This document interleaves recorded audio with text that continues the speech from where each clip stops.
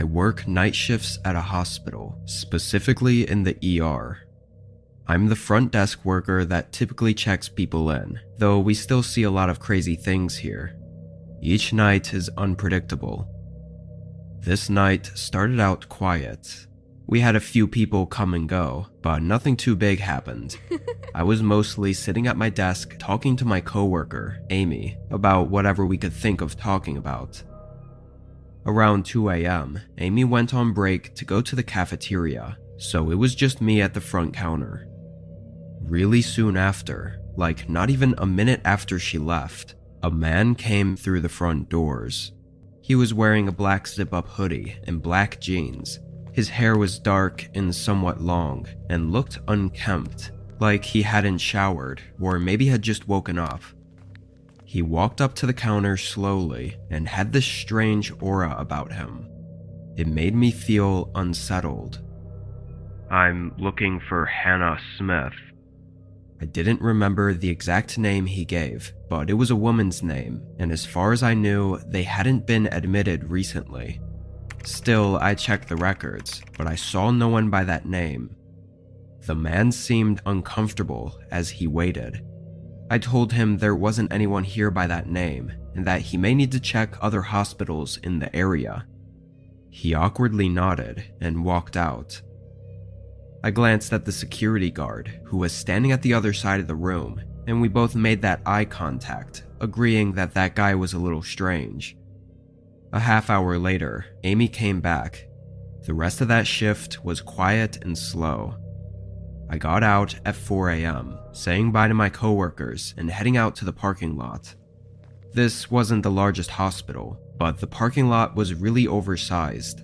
It was huge, and all the workers were supposed to park in the back to make room for patients closer to the building.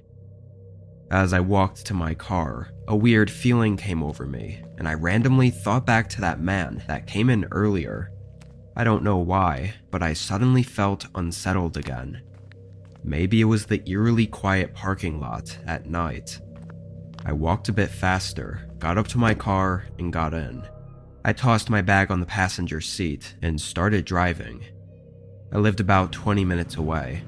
The roads were long and empty, but throughout that drive, I still couldn't shake the strange feeling.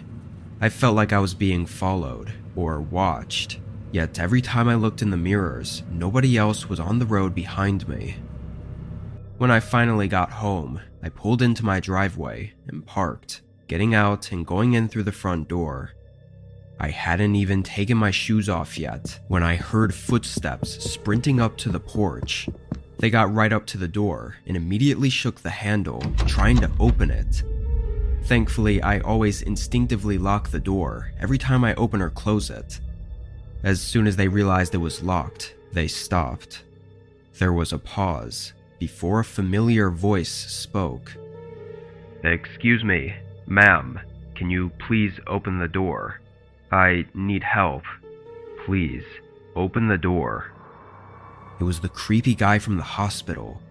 I didn't respond and shakily took my phone out and called the cops. Seconds later, the man bolted away.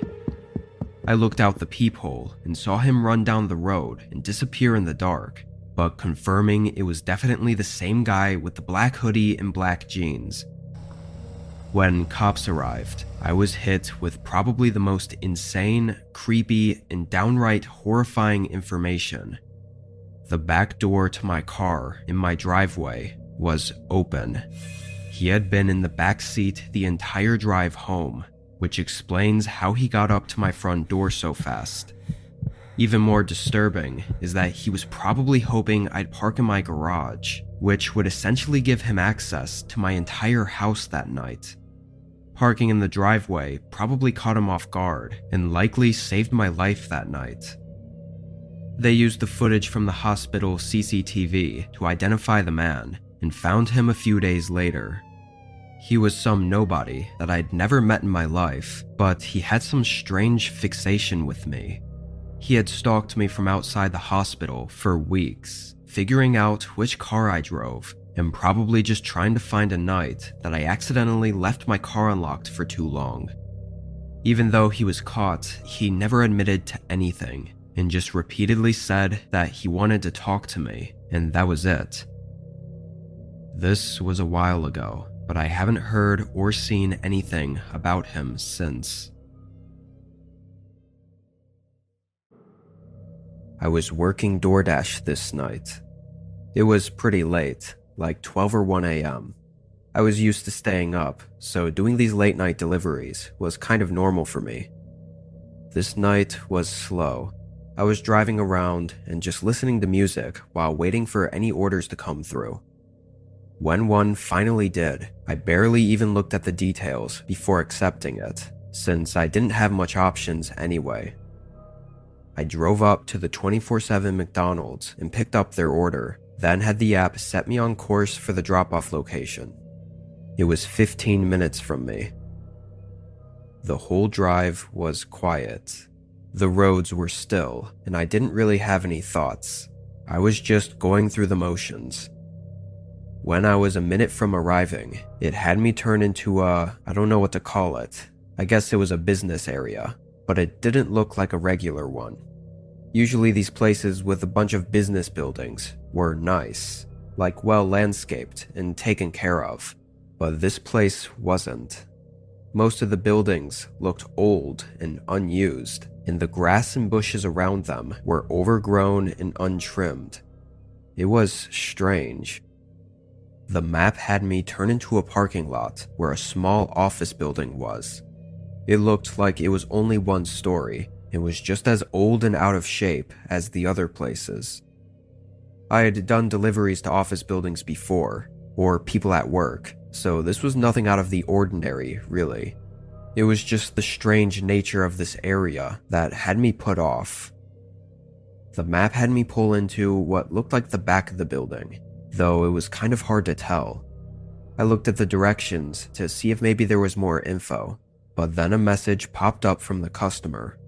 They said they saw me pull in and to bring it up to the gray metal door on my side of the building. I said alright and pulled up next to the building, then got out with the bag. As I walked up to it, I could tell this was definitely the back of the office. There was no main door, it was just a bunch of random doors, like a fire exit door and a bunch of back access doors. I found the one they were talking about though. It was a gray metal door with no windows or markings or anything. As I approached it, my phone got another message. He just said to bring it right inside for him. I kinda just shrugged it off and did as he said, not thinking too hard about it. I opened the door and stepped in. It was a hallway, but the main lights weren't on. It was just what I guess were the low energy lights. Small, dim light bulbs spread out down the hallway. Honestly, I was expecting some sort of room, or like a counter or something, that would be an obvious place for me to put the food. Was I supposed to just walk further into the building, or was he gonna meet me here? I pulled my phone back out to text him when I heard a click behind me. I turned and looked at the door. I pulled on the handle, but it was stuck. Someone just locked me in. All the blood rushed from my face. What did I just get myself into? I dropped the bag and tried harder to open the door, but it didn't budge at all. My only option was to go further down the hallway and hope I could find another way out before whoever was out there finds their way to me. Just as I started making my way down the hallway, I heard a door open and close from somewhere on the other side of the building. I hurried, running to the end and finding another door. When I opened it, there was another dimly lit hallway with a bunch of rooms on either side. I went in, but immediately heard something from the other end, so I made a split-second decision and slipped into one of the office rooms and hid.